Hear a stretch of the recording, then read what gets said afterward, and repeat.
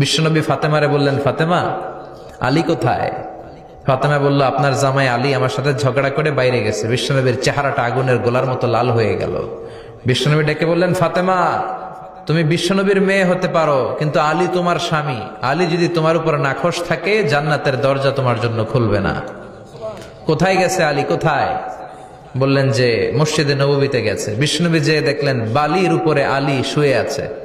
বিশ্বনবী মজা করে ডাক দিলেন, ইয়া আবা তোরাব।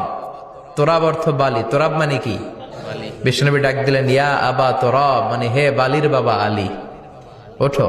এখন আলী ওঠে না, রাগ করে আসছে। বিশ্বনবী এদিক দিয়ে তাকায়, আলী ওইদিকে তাকায়। বিশ্বনবী ওদিকে আসলে আলী এদিকে তাকায়। মনে মনে করে এতক্ষণ আপনার মাইয়াই গুতাইছে, এখন আপনি গুতাইতেছেন। বিশ্বনবী যাই বললো, আলী রাগ করো না, ওঠো, তুমি আমার চাচাতো ভাই, আমার ঘরেই তো তুমি মানুষ হয়েছ। ঘাপটি মেরে হাতটা ধরে টান দিলেন। সাইয়েদনা আলী উঠতে বাধ্য হলেন। বিশ্বনবী কারো হাত ধরে টান দিলে ওই লোক বসে থাকতে পারে? উঠে